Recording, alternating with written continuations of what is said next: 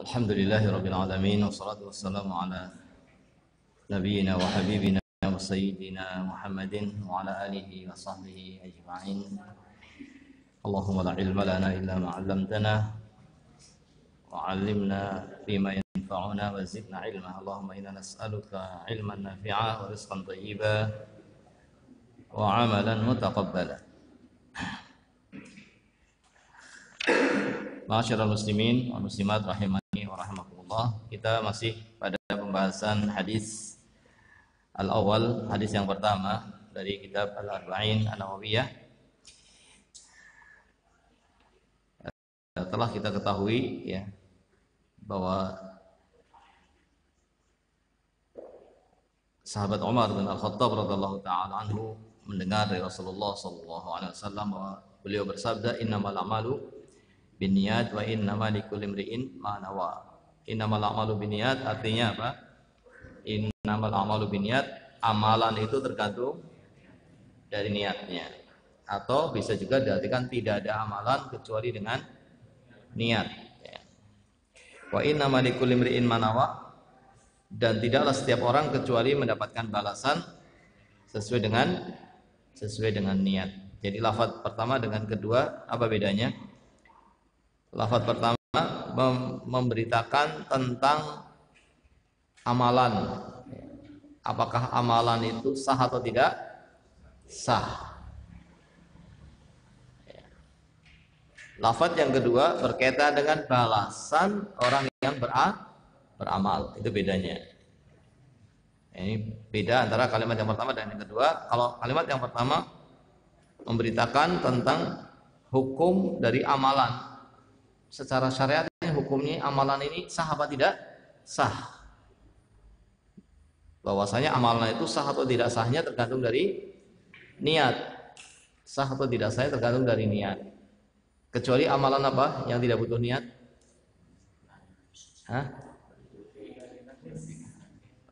Amalan yang tidak perlu niat itu amalan kebiasaan.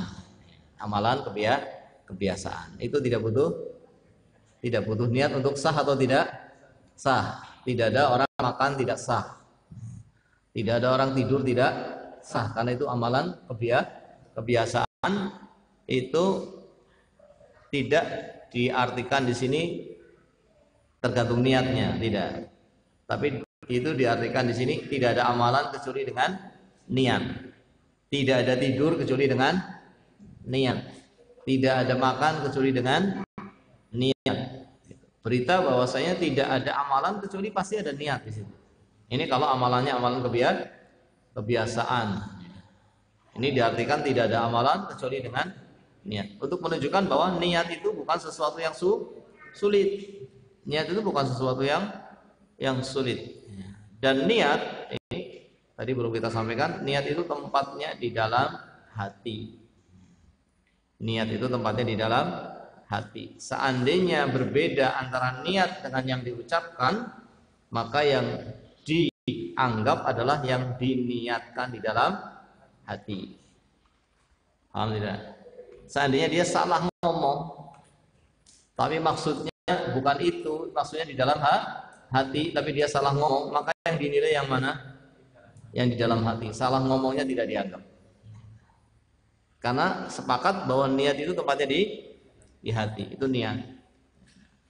Dan niat ini tidak perlu dilafatkan karena tidak ada contoh. Tidak ada contoh dari Nabi SAW, dari para sahabatnya, mereka melafatkan niat kecuali pada amalan, para ulama mengatakan amalan haji atau umrah. Itu dilafatkan dengan mengatakan labbaika Allahumma hajj, labbaika Allahumma umrata atau umratan. Itu dilafatkan.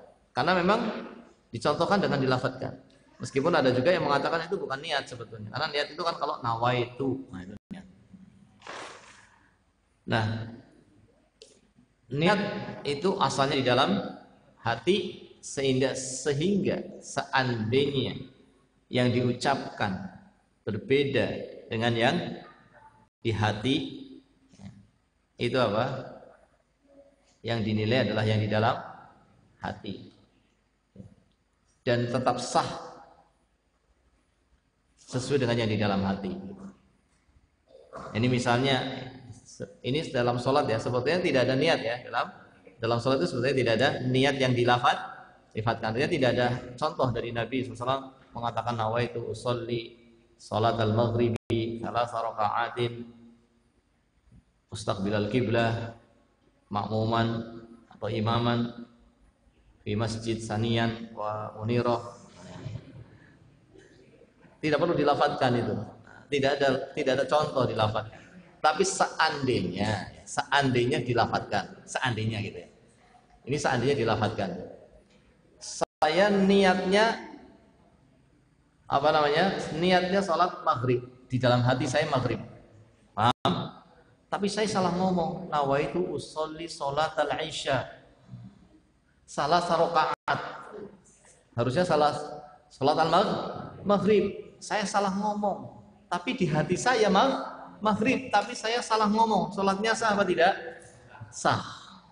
Sholatnya sah karena yang dinilai di dalam hati.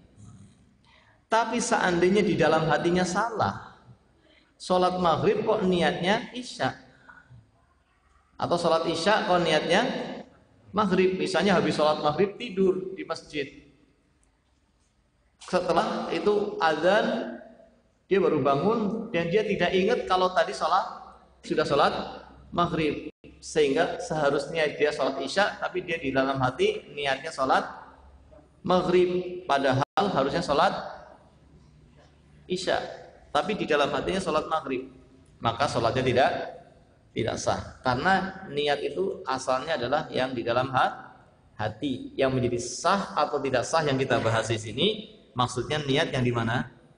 Di hati. Yang kita maksudkan di sini sah atau tidak sahnya ibadah, ya, amalan ibadah itu niat yang ada di dalam hati. Dan niat ini bukan sesuatu yang sulit. Niat ini bukan sesuatu sulit. Karena apa? Karena tidak ada amalan kecuali pasti ada niat. Tidak mungkin orang beramal tanpa niat, kecuali orang yang apa? Ya tadi mungkin orang gila misalnya. Atau mungkin orang yang dipaksa. Mungkin, atau orang tidur misalnya. Orang tidur, ada juga orang tidur terus bangun berjalan kemana gitu. Maka apa? Maka dia itu bukan orang yang dihukum karena perbuatannya ketika sedang tidur, karena tidak ada niat, tidak ada niat di situ. Jadi yang dimaksud di sini adalah yang dimaksud amalan, baik amalan itu amalan kebiasaan pasti ada niat, atau amalan itu berupa amal ibadah yang amal ibadah itu ada tambahan catatan sah atau tidak sah. Kalau amalan ibadah itu bisa sah, bisa tidak sah, tergantung dari niat. Meskipun ada juga amalan ibadah yang sah tanpa niat, tapi itu sedikit. Secara umum yang namanya amalan ibadah itu butuh niat secara umum. Makanya para ulama memasukkan niat ke dalam syarat sahnya ibadah. Kalau kita baca buku-buku fikih, syarat sahnya wudu, syarat sahnya sholat, syarat sahnya puasa, itu pasti di sana ada apa? Ada niat. Karena kalau tidak ada niat, puasanya bisa tidak sah. Mungkin apa tidak? Misalnya besok puasa Ramadan, malam ini ada pengumuman. Pengumumannya biasanya terlambat ya. Habis isya baru apa? Baru pengumuman kalau besok apa? Ramadan. Ada orang yang habis salat isya mau nunggu pengumuman nggak sempat, akhirnya tidur sampai subuh. Setelah sholat subuh tidak biasanya ada taklim. Oh ada taklim? Ya ini kan bulan Ramadan. Orang ini punya niat apa tidak? Tidak punya niat. Apakah dia bisa puasa hari itu? Puasa Ramadan bisa? Tidak. Kenapa? Karena puasa Ramadan niatnya harus dari malam sebelum subuh. Sebelum terbit fajar harus sudah punya niat. Maka dia tidak bisa niat puasa hari itu. Berarti dia punya hutang hari itu. Dia tidak bisa puasa untuk hari itu. Ini untuk puasa wajib itu niatnya sebelum subuh. Sebelum terbit fajar sudah ada niat. Beda dengan puasa sunnah. Kalau puasa sunnah, pernah Nabi SAW niat puasanya setelah terbit matahari, karena beliau biasanya apa? Biasanya beliau setelah subuh itu apa? Dikir ya, sampai terbit matahari. Setelah itu masuk ke rumahnya dan beliau bertanya kepada istrinya, ada makanan apa? Tanya, apakah punya makanan? Karena pengen makan. Ternyata istrinya mengatakan tidak punya makanan. Kemudian Nabi mengatakan, kalau begitu saya puasa. Kalau begitu saya puasa. Sah apa tidak puasanya? Sah untuk puasa sunnah. Sah untuk puasa sunnah. Tapi untuk puasa Ramadan atau puasa nyarutang nggak bisa. Karena puasa nyarutang itu puasa wajib. Wah, kalau begitu saya puasa nyarutang hari ini nggak bisa. Tapi saya akan puasa sunnah hari ini bisa. Ini berkaitan dengan niat, itu menjadi syarat sahnya suatu amalan. Sah atau dia amalannya itu tergantung dari niat. Dan niat itu juga harus dijaga terus supaya sah. Tidak boleh putus pada sebagian ibadah. Misalnya niat wudu, itu harus ada dari awal sampai selesai wudu. Kalau putus di tengah-tengah, lagi wudu dipanggil sama ibunya. Sudah niat wudu, kemudian dia sudah berkumur-kumur, sudah mencuci tangan, berkumur-kumur, mencuci telapak mencuci muka, kemudian mencuci tangan. Belum selesai wudu dipanggil sama ibunya. Dipanggil, ya Muhammad, cepat ambilkan air, timbakan air. Ini segera mau buat minuman. Lagi ditunggu, ada tamu, cepat kamu nimba air. Akhirnya dia berhenti wudu, terus nimba air. Putus apa tidak? Putus. Setelah nimba air, dia bawa airnya ke dapur, kemudian apa? Ditaruh, bahkan dia masukkan ke panci, kemudian dia masuk ini kan kompornya, nyalakan kompornya, kemudian dia masak air, kemudian dia melanjutkan wudunya. Bisa apa tidak dia melanjutkan wudunya? Atau dia harus memulai dari awal?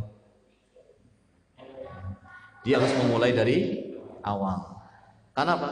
Karena niat wudu itu harus selesai sampai terus mengiringi wudunya sampai selesai.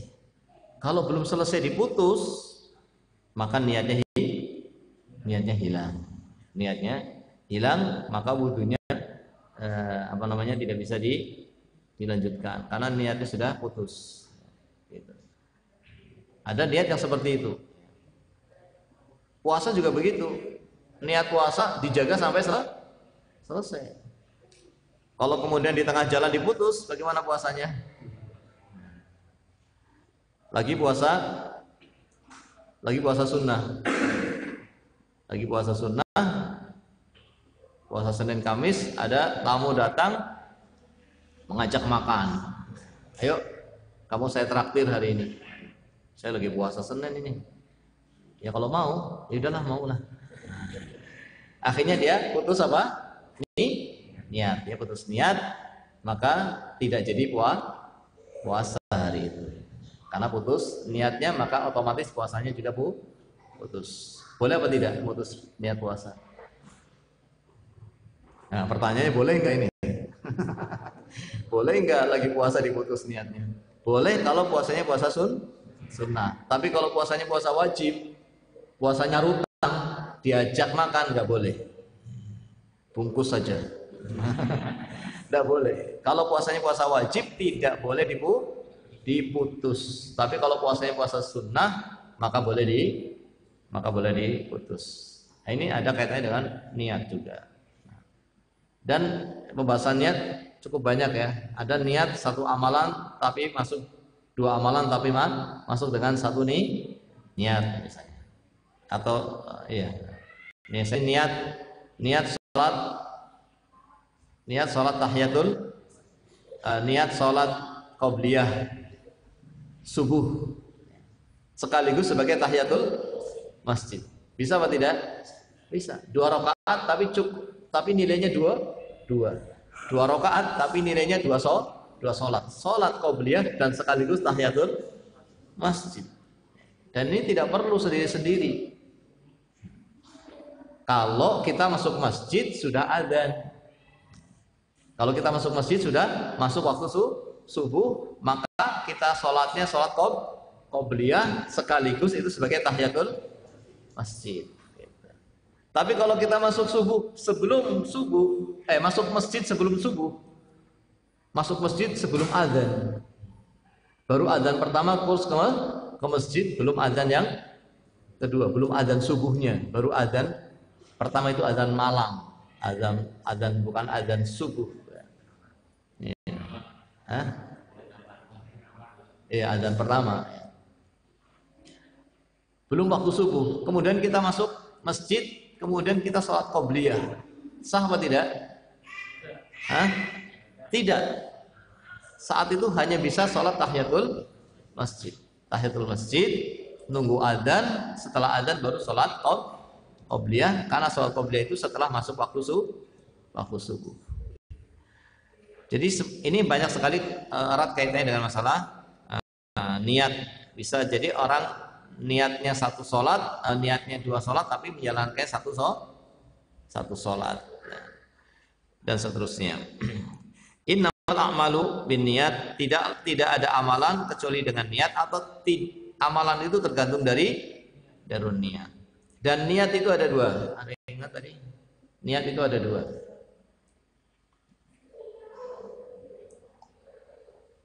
Apa saja?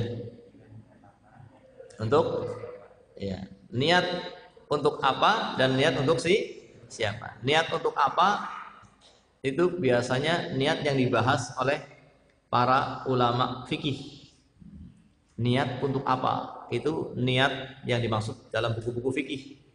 Itu yang disebut dengan niatul amal, niat amal. Niat dari amalan itu untuk apa? Amalan itu dilakukan untuk apa?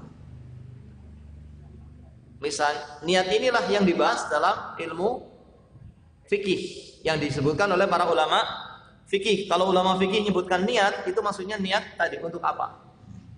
Niat untuk apa ini yang membedakan antara satu ibadah dengan kebiasaan. Yang membedakan antara ibadah dengan kebiasaan itu niat. Tapi niat untuk apa? Atau yang membedakan antara ibadah yang satu dengan ibadah yang lain. Contohnya mandi tadi.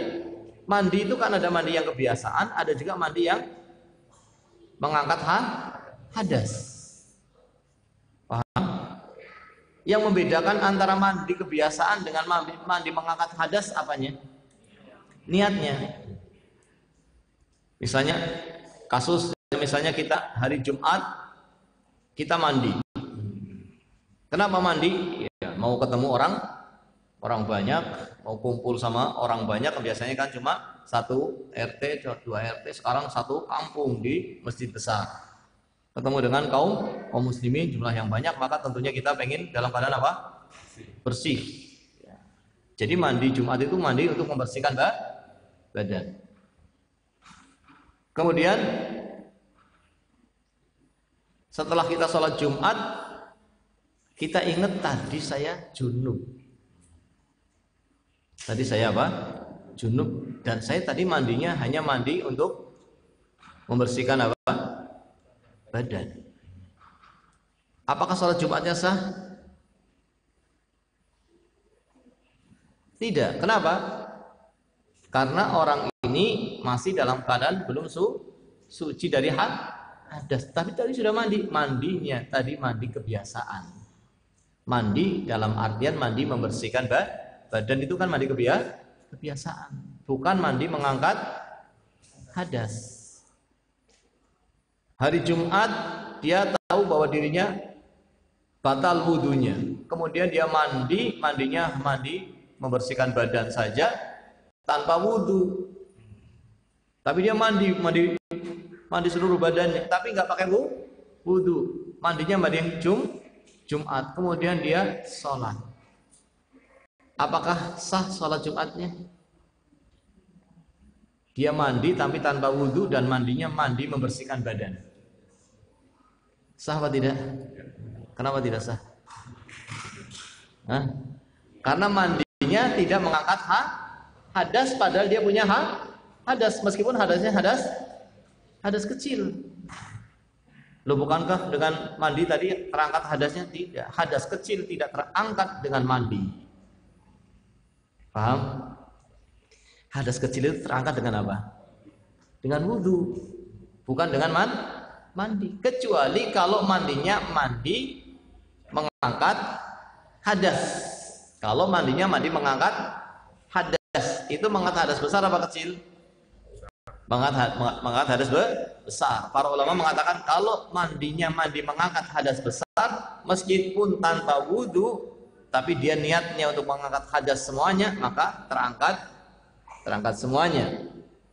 Meskipun dia tidak wudhu, tapi sunnahnya mandi janabah didahului dengan wudhu. Tapi seandainya tanpa wudhu, dia mandi janabah tanpa wudhu, apakah bisa mengangkat hadas kecil? Para ulama mengatakan bisa. Kalau dia niatkan untuk mengangkat hadas kecil, karena yang besar saja apa? Terangkat, apalagi yang kecil. Tapi kalau mandinya mandi biasa, mandinya mandi Jumat, terus tidak wudhu, padahal dia dalam keadaan terkena hadas kecil, apakah dia suci dari hadas dengan mandi Jumat tadi? Dengan mandi Jumat tadi, apakah dia suci dari hadas kecilnya? Tidak. Karena mandi Jumat bukan mengangkat hadas. Jadi kalau begitu ada beda antara mandi kebiasaan dengan mandi mengangkat hadas. Yang membedakan apanya? Niatnya. Ini pentingnya nih, niat dalam artian syarat sahnya ibadah. Niat yang pertama, niat dalam makna niat amal. Niat untuk apa? Niat untuk apa ini dibahas oleh siapa? Oleh para fuqaha, para ulama fikih. Niat untuk apa ini dibahasnya di dalam buku fikih. Yang dengan niat itu menjadi sah atau tidak sahnya suatu ibadah. Niat ini memiliki dua fungsi. Pertama, membedakan antara ibadah dengan kebiasaan. Paham? Paham nggak ini? Yang kedua, niat untuk apa? Ada punya fungsi lain. Fungsi membedakan antara ibadah yang satu dengan ibadah yang lain. Contohnya sholat duhur sama sholat asar. Sama apa tidak sholatnya? Sama apa tidak? Sama. Berapa rakaat? 4 rakaat. Bacaannya boleh sama? Boleh. Terus yang membedakan apanya? Niatnya apa waktunya? Niatnya apa waktunya? Boleh enggak sholat asar di waktu duhur? Boleh. Kalau kita menjamak. Jadi bukan masalah waktu di sini ya, tetapi niat. Yang membedakan antara sholat duhur dengan sholat asar itu niat. Kalau kita sholat duhur niatnya asar atau sholat asar niatnya duhur, maka sholatnya tidak sah. Karena harus dibedakan antara sholat duhur dengan sholat asar. Yang membedakan adalah niat. Niat untuk apa? Untuk sholat duhur atau sholat asar. Ini niat yang dibahas oleh para ulama fikih. Itu niat yang berkaitan dengan sah atau tidak sahnya ibadah. Nanti berkaitan dengan puasa, berkaitan dengan haji, berkaitan dengan banyak hal. Toharoh, berkaitan dengan banyak hal. Dan ini pembahasan yang juga penting, karena berkaitan dengan sah atau tidak sahnya ibadah. Meskipun di sana tadi ada juga ibadah yang tidak butuh niat, tidak harus pakai niat sudah sah. Meskipun tanpa niat bisa sah. Yaitu tadi contohnya apa? Suci dari najis. Suci dari najis ini tanpa niat sudah sah. Ini bedanya suci dari najis dengan suci dari hadas. Suci dari hadas itu harus pakai niat, tapi suci dari najis tidak harus pakai niat. Ini niat jenis pertama, niat untuk apa yang memiliki dua fungsi. Fungsi pertama membedakan antara ibadah dengan kebiasaan. Fungsi kedua membedakan antara ibadah dengan ibadah yang lain. Niat yang kedua adalah niat untuk siapa? Niat untuk siapa ini untuk seluruh amalan. Fungsinya untuk seluruh amalan supaya amalan itu balasannya sempurna, supaya mendapatkan balasan dari Allah. Ini harus ada niat untuk siapa? Kalau ingin dapat balasan, untuk dapat balasan dari Allah Subhanahu wa taala sebagai suatu amalan yang mendapatkan pahala, harus ada niat untuk siapa. Ini yang kemudian dibahas oleh para ulama dalam masalah akidah, yaitu yang disebut oleh kita dengan istilah ikhlas. Itu yang disebut dengan ikhlas. Ikhlas ini untuk seluruh ibadah dan untuk seluruh amalan. Bahkan amalan yang bukan ibadah pun butuh niat ini supaya menjadi amalan yang dapat pahala. Makan bisa dapat pahala dengan niat yang jenis ini. Jenis untuk siapa? Dan inilah yang membedakan antara pahala antara satu orang dengan orang yang lain, dan ini yang membedakan kedudukan seseorang di sisi Allah Subhanahu wa taala. Bisa jadi yang membedakan antara kita dengan yang membedakan antara para sahabat ya dengan yang lainnya adalah dari sisi ininya. Mungkin amalannya tidak harus banyak. Tapi karena niatnya yang luar biasa. Karena niatnya yang luar biasa, maka seseorang itu bisa jadi amalannya sedikit tapi mulia di sisi Allah Subhanahu wa taala. Bisa jadi amalannya besar tapi tidak mulia, dan bisa jadi amalannya kecil tapi mulia. Yang membedakan apanya? Niatnya. Niat yang dalam artian apa ini? Untuk siapa? Niat untuk siapa ini yang bisa menjadikan amalan kecil jadi besar. Rubba amalin saghirin tukabbiruhun niyah. Disebutkan oleh ulama salaf, bisa jadi amalan yang kecil menjadi besar karena sebab niat. Nah, niat ini yang dimaukan di sini niat apa? Niat untuk siapa? Dan bisa jadi amalan yang besar menjadi kecil juga karena sebab untuk siapa. Niat yang kedua ini mudah atau sulit? Niat yang maknanya ikhlas itu mudah atau sulit?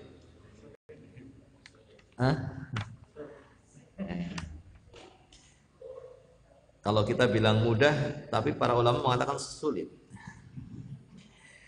Dikatakan di sini oleh salah seorang ulama, dikatakan di sini oleh Sufyan Ats-Tsauri.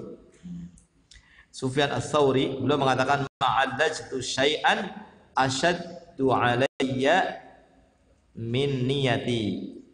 Tidaklah aku memperbaiki sesuatu lebih sulit daripada memperbaiki niatku. Ini niat yang mana ini? Niat yang untuk siapa? Tidaklah aku memperbaiki sesuatu yang lebih berat daripada memperbaiki niatku. Niat untuk siapanya ini? Tidak ada yang lebih berat dalam memperbaiki. Kalau kita merasa tidak berat karena kita nggak pernah memperbaiki. Karena nggak pernah memperbaiki, bagaimana merasa berat? Tapi para ulama ya luar biasa dalam perhatian terhadap niat. Mereka merasakan bahwa ini bukan perkara yang semudah membalik tangan. Kenapa demikian? Kata beliau, li'annaha tanqalibu alayya, karena itu berubah-ubah. Karena berubah-ubah. Di awal waktu dari rumah ikhlas, mau sholat, sampai masuk masjid sudah bisa berubah. Berubah kenapa? Karena ketemu seseorang, akhirnya dia berubah. Ketemu seseorang belum berubah, kemudian dia sholat, ketika di sampingnya ada orang sholat juga berubah. rukuknya jadi lebih panjang, sujudnya jadi lebih panjang. Begitu pula ketika kita membaca Quran, ketika kita azan maghrib mungkin ikhlas karena dia azan sendiri, qomat sendiri, nggak ada jamaah datang. Sallallahu alaihi wasallam. Ada sebagian masjid yang seperti itu, sudah azan sendiri, qomat sendiri. Ini kelihatannya ikhlas itu azan. Tapi ketika azan banyak yang datang, mungkin bisa berubah, bisa berubah. Tapi ya tadi butuh namanya apa? Latihan. Ya, butuh latihan, butuh upaya. Kalau kita tidak perhatian, maka sangat mudah berubah. Tapi kalau kita perhatian, maka insya Allah. Jadi imam baca Quran, ngimami. Ketika melihat, jadi imam melihat jamaah, oh, ada fulan ini. Ini saya harus panjang ini. Ini harus lebih baik. Bisa berubah. Bisa berubah. Ini tidak mudah. Ini ikhlas ini bukan sesuatu yang semudah membalik. Nah, bahkan yang mengingatkan ikhlas pun belum tentu mengingatnya dengan ikhlas. Padahal dia sedang mengingatkan orang untuk apa? Ikhlas. Bisa jadi dia mengingatkannya tidak ikhlas. Nah, ini yang kedua ini sangat dibutuhkan dalam segala hal, dan ini yang nanti sangat bernilai membedakan antara satu orang dengan yang lainnya. Sehingga ada orang yang apa? Ada seorang yang tidak beramal tapi mendapatkan nilai orang yang beramal. Dia tidak beramal tapi dapat pahala orang yang mengamalkannya. Karena niatnya tadi. Niatnya mau sholat malam, ya. Niatnya mau bangun malam, mau sholat malam. Ternyata apa? Tidak bangun. Jam beker bunyi tidak membangunkan dia. Akhirnya dia tidak sholat malam. Tapi bisa jadi dia ditulis oleh Allah Subhanahu wa Ta'ala sebagai orang yang apa? Melakukan sholat malam, karena dia sudah berusaha luar biasa. Berusaha luar biasa dengan tidur di awal waktu misalnya. Berwudu sebelum tidur, berdoa dan pakai jam beker, dan juga mengingatkan temannya sebelahnya, nanti kalau kamu bangun jangan lupa bangunkan saya. Ternyata nggak ada yang bangun. Sampai subuh baru bangun. Maka insya Allah dapat pahala orang yang melakukan sholat malam. Tapi bisa jadi ada temannya yang bangun dan sholat malam tapi nggak dapat pahala. Yang sholat tidak dapat apa? Pahala. Yang membedakan apanya? Niat dari sisi untuk siapanya. Bisa jadi yang tidur dapat pahala, yang sholat tidak dapat pahala. Maka di sini penting apa tidak? Niat dari sisi ikhlas ini, ya, niat dari sisi ikhlas ini sangat penting, karena ini yang membedakan ya, seseorang ya, yang satu dengan yang lainnya di sisi Allah Subhanahu wa Ta'ala. Ya. Maka kita dapatkan ada hadis-hadis, ini bisa dilihat mungkin di kitab Riyadhus Shalihin, beberapa hadis-hadis yang demikian. Ada orang ya, ada namanya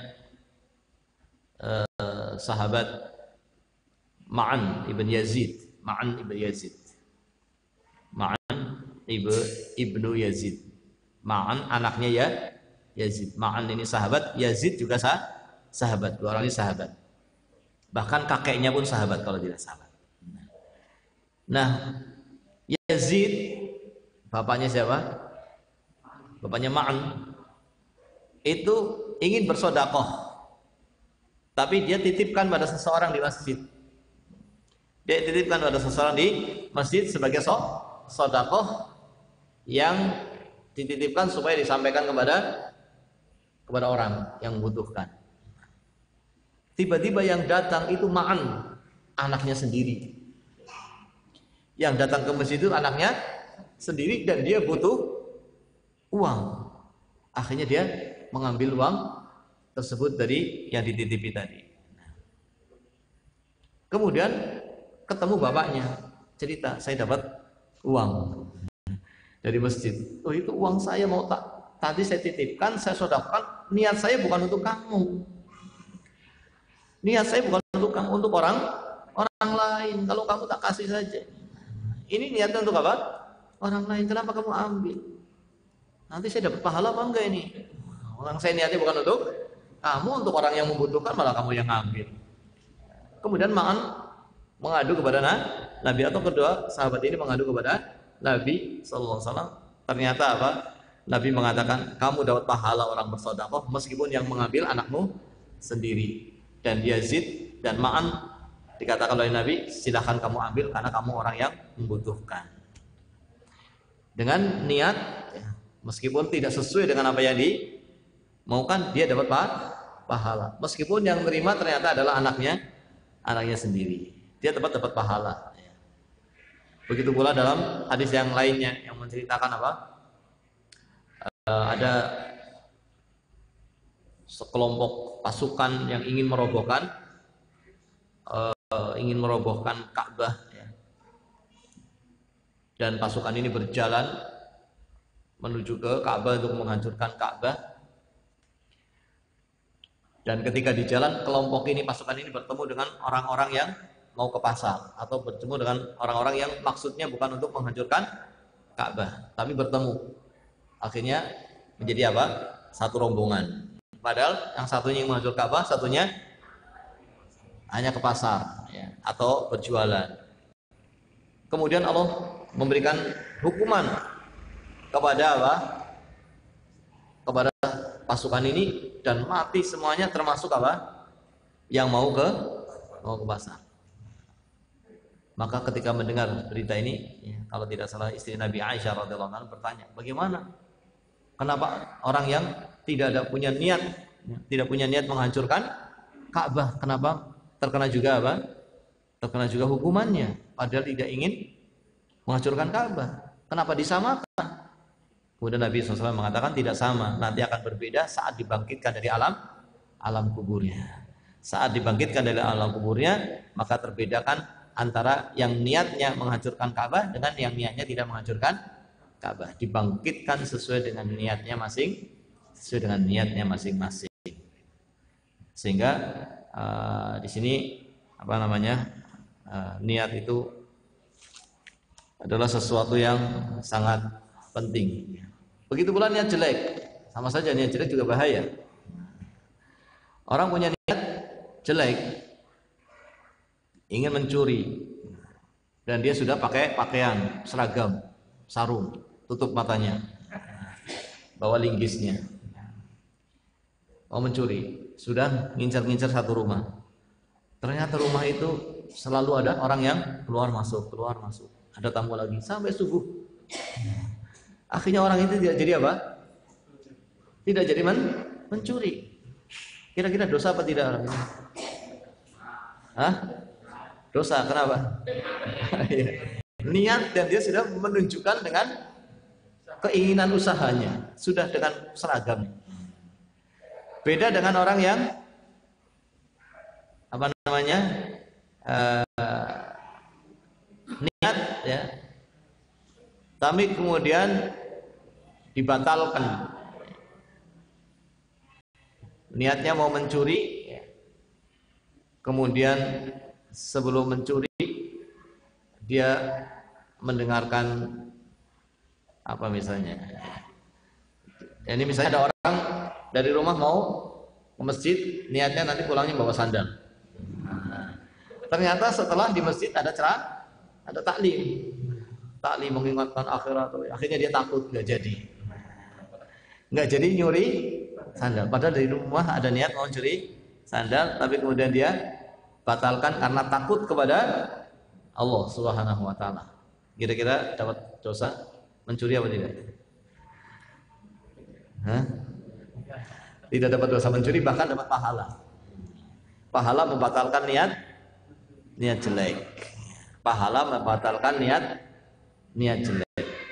Nah, tapi ini bukan berarti anjuran berniat jelek, tapi anjuran membatalkan niat jelek. Karena orang terkadang punya niat jelek. Nah, niat jelek ini kalau sudah sampai dia mau laksanakan dan kemudian gagal, maka meskipun gagal dia tetap dapat dosa.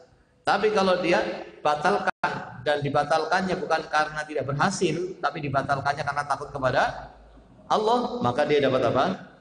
Dapat pahala. Ini apa namanya, kaitannya dengan niat. Banyak berpengaruh dengan hal-hal yang apa namanya, berkaitan dengan kedudukan dia di sisi Allah Subhanahu wa taala. Ya. Kemudian di sini ya, dicontohkan dengan hijrah. Contohkan dengan hijrah. Hijrah itu adalah apa? Hijrah itu adalah amalan ibadah meninggalkan negeri syirik, negeri kufur, menuju pada negeri Islam. Ya, pada negeri yang di sana ditegakkan syiar-syiar Islam. Ini ibadah yang sangat besar, dan ibadah ini masih berlaku nggak sekarang ini? Masih. Ibadah ini masih berlaku untuk seorang meninggalkan negeri syirik menuju kepada negeri yang dia bisa menampakkan tauhidnya, bisa menampakkan Islamnya, bisa mengajak orang kepada Islam. Ini berlaku sampai sekarang. Ya. Nabi SAW menyatakan dalam hadisnya, la tanqati oleh hijrah, tidak terputus hukum hijrah, hatta tanqati taubah, sampai terputusnya apa?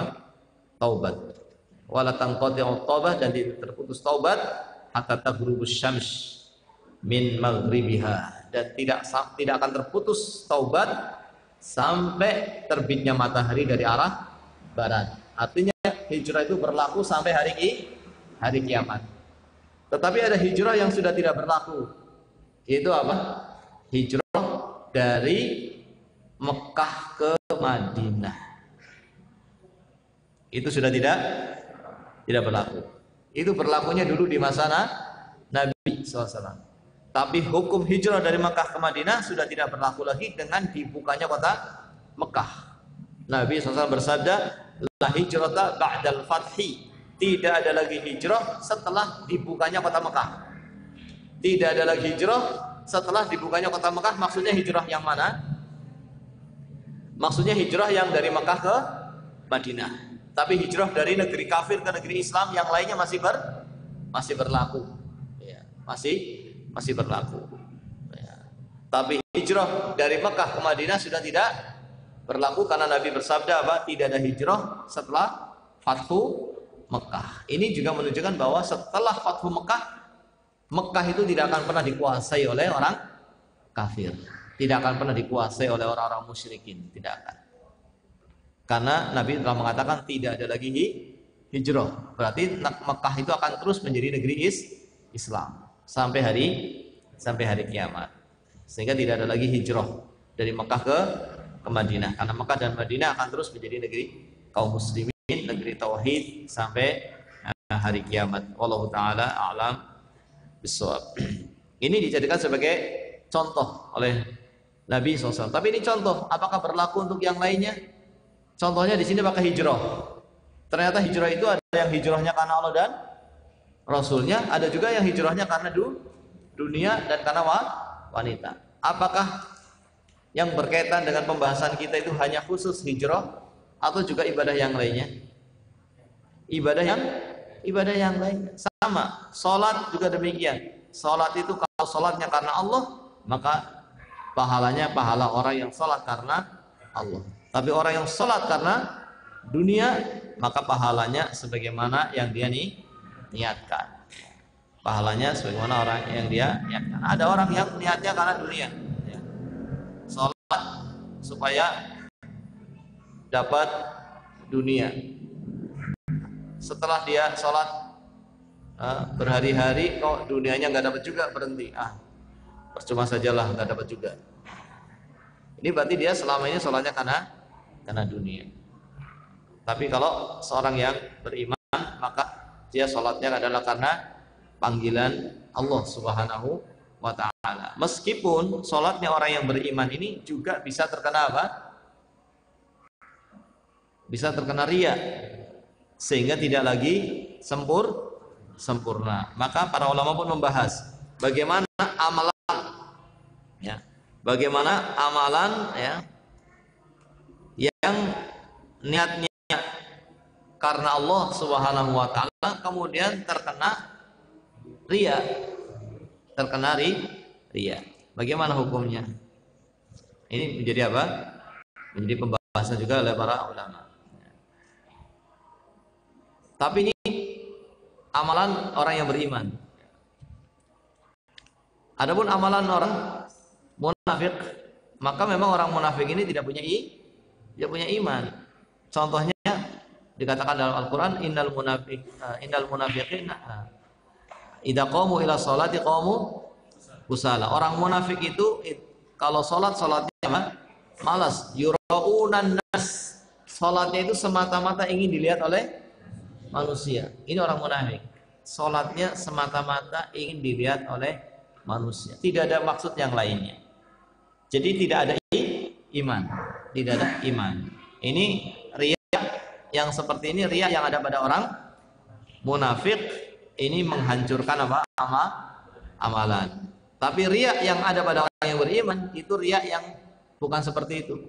Riya yang ada pada orang beriman adalah riya yang muncul ketika beribadah, yang asal ibadahnya itu dia lakukan karena Allah. Tapi karena sesuatu hal bisa berubah. Dari rumah dia betul-betul sholat memang karena Allah, karena dia mengetahui bahwa seorang muslim punya kewajiban sholat, bahwa sholat itu perintah yang paling besar, dan bahwasanya laki-laki sholatnya di masjid, maka dia pun menuju ke masjid. Tetapi kemudian sampai ke masjid terkena riya. Bagaimana hukumnya ini? Kalau riya itu segera dihilangkan, saat itu maka dia tidak berpengaruh. Dia tidak terpengaruh dengan riya yang sempat muncul, tidak berpengaruh. Tapi kalau kemudian dibiarkan sampai selesai, nah ini bisa berpengaruh. Ini bisa berpengaruh dari amalan dia. Meskipun para ulama juga membedakan, ada amalan yang satu paket, ada amalan yang beda paket.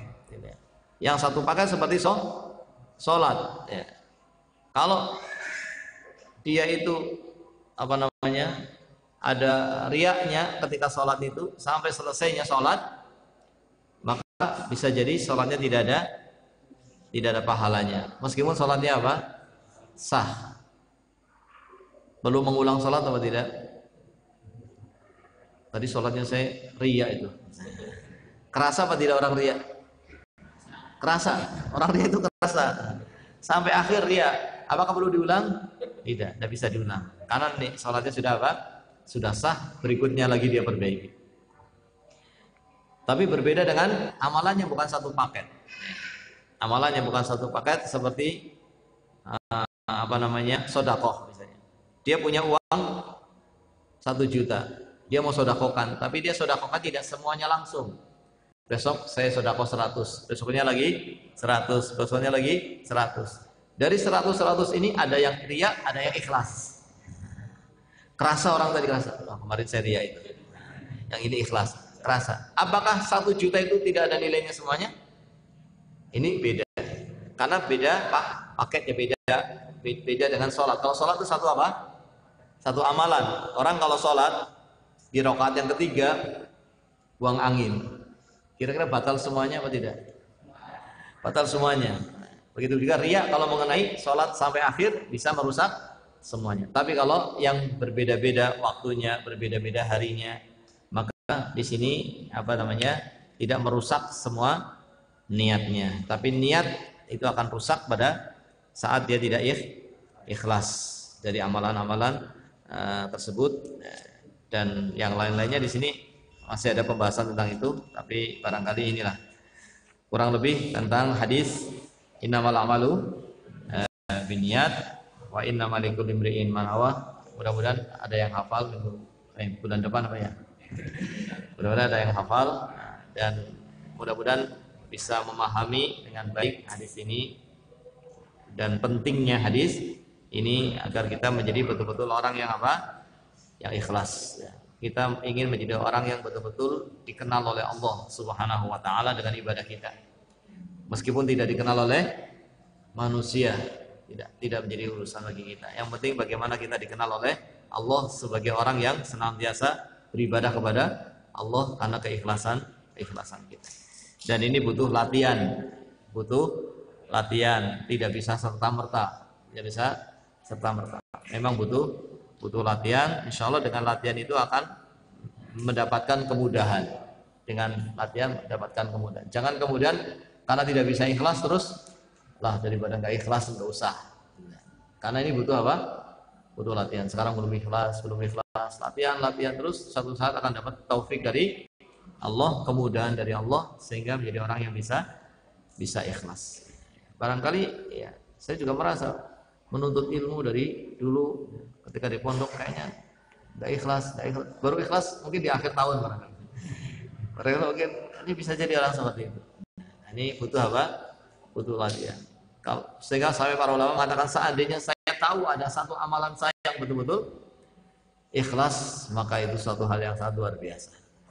Karena keikhlasan inilah yang kemudian menjadi sesuatu yang bernilai besar di sisi Allah Subhanahu wa taala.